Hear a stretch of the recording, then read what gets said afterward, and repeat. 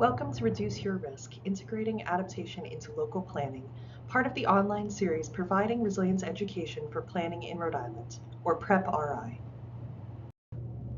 PREP-RI is a partnership of Rhode Island Sea Grant, the University of Rhode Island, and the Narragansett Bay National Estuarine Research Reserve.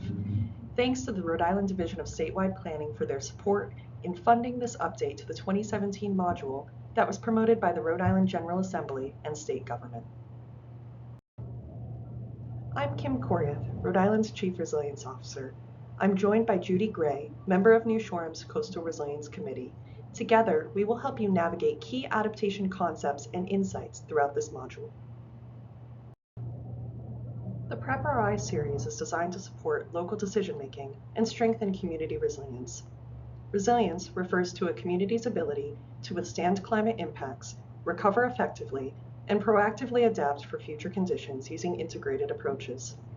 By the end of this module, you will be able to identify existing tools and resources used to evaluate local climate risk, describe how to integrate adaptation into local planning frameworks, and discuss options related to 4 key adaptation strategies.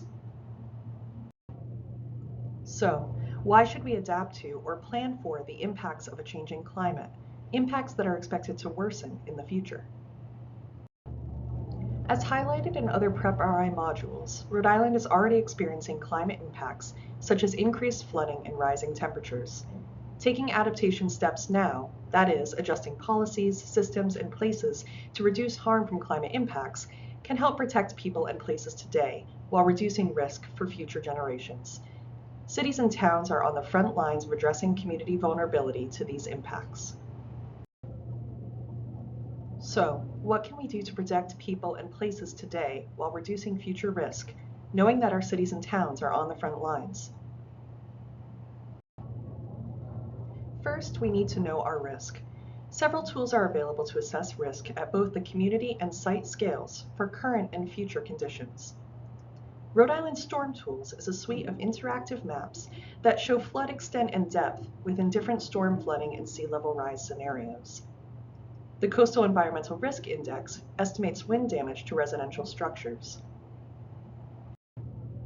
Additional tools for understanding flood risk include the Flood Ready Rhode Island portal, which offers user-friendly access to FEMA flood insurance maps, SLAM maps, which show how coastal wetlands may shift inland as sea levels rise, and evacuation maps, which identify recommended routes during storm events.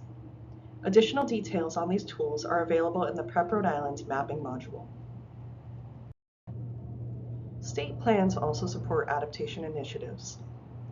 The Hazard Mitigation Plan identifies hazards, mitigation strategies, as well as how exposed and sensitive a community or place is to climate impacts, and how well it can recover, also known as vulnerability.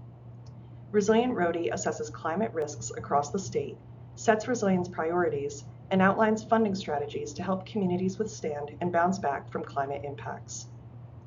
The RIDOT Resilience Improvement Plan evaluates risks to transportation systems. Together, these state and local plans provide critical information and strengthen future funding applications. Now, I'll hand it over to Judy. Rhode Island municipalities must address natural hazards and climate impacts in their comprehensive plans, which set broad adaptation goals and policies. Hazard mitigation plans focus on identifying specific actions to reduce damage. Both plans together provide a foundation for other plans and documents, such as capital and transportation improvement plans that help move projects forward, such as rerouting infrastructure and redesigning stormwater systems. Together, these plans guide local decision-making and support regulatory updates that promote early planning for natural hazards impacts. Several Rhode Island communities are already building climate considerations into local planning. For example, Barrington's comprehensive plan set a 20-year vision for growth and capital improvements. Their hazard mitigation plan provides information on local resilience vulnerabilities and priority actions.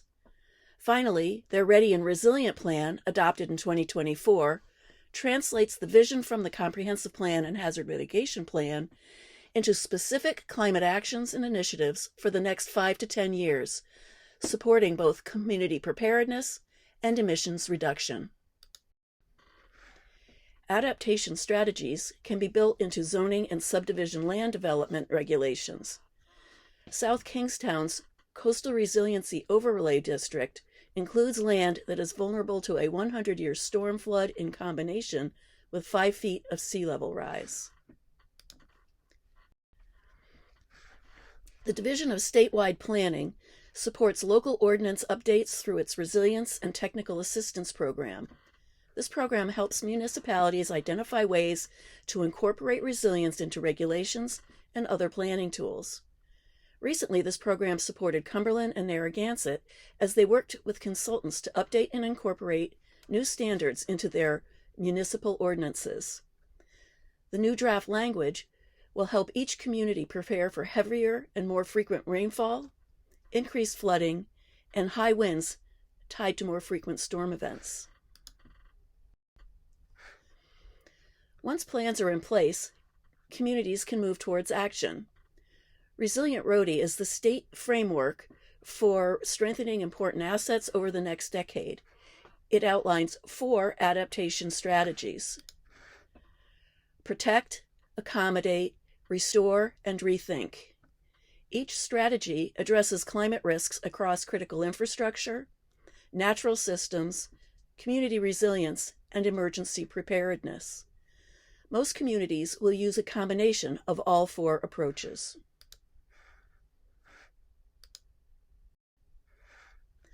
Protect strategies focus on defending vulnerable areas through natural and engineered measures. The Charlestown Breachway project combines both approaches. The West Jetty was rebuilt and raised using large granite boulders, while nearby beaches and dunes were restored using sediment dredged from Ninigret Pond.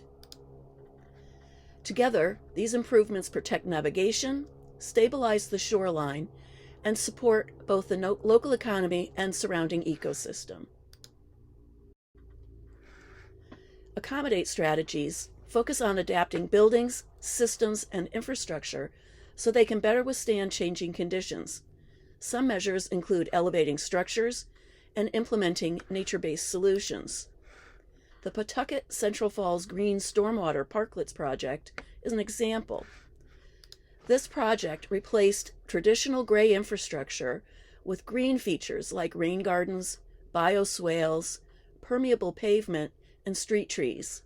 These features help manage stormwater, reduce pollution, reduce pressure on sewer systems, and create safer, more walkable streets while allowing communities to better handle their heavier rainfall.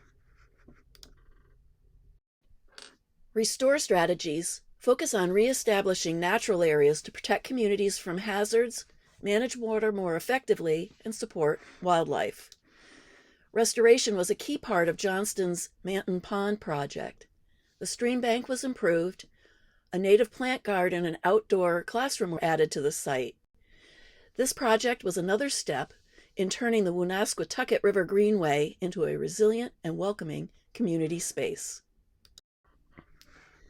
The Walker Farm project in Barrington transformed a vulnerable waterfront recreation area vulnerable to flooding into a more resilient community asset.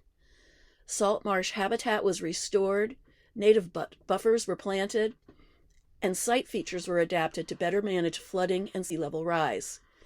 These efforts also enhanced recreational access and public amenities, demonstrating how restoring natural areas can strengthen climate resilience and support community use.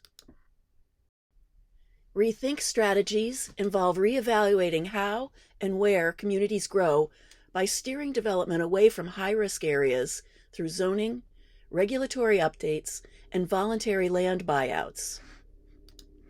In Warren, the Market to Medicom Climate Resilience and Economic Development Plan provides a long-term strategy to address frequent flooding in the Market Street area. It proposes relocating vulnerable development to higher ground along Medicom Avenue and transforming the corridor into a walkable, mixed-use district with resilient infrastructure. Some projects use more than one adaptation strategy and provide benefits in many ways. Warwick's Oakland Beach Resiliency Initiative planted native dune grasses to reduce erosion, improve filtering of stormwater, and restore native habitat. The project also included moving the bike path, improving a section of roadway, and installing rain gardens and a pollinator meadow. Together, these features help manage stormwater, reduce pollution by geese, and increase public access. Some strategies, such as resilience hubs, strengthen both climate and community resilience. Updating community centers can provide emergency support such as backup power and space for health services, while also serving as places for learning and community engagement. The Olneyville Resilience Hub is an early and successful Rhode Island example. Here are some key takeaways. Communities have a range of tools and plans available to them to understand risks and to take action. Adaptation can and should be integrated into existing plans. The 4 core strategies, protect, accommodate, restore, and rethink, provide a practical framework for local action. Many successful projects combine multiple approaches. Local boards and commissions play a critical role in reducing long-term risk. And strong partnerships and informed local decision-making are key to creating resilient, thriving communities.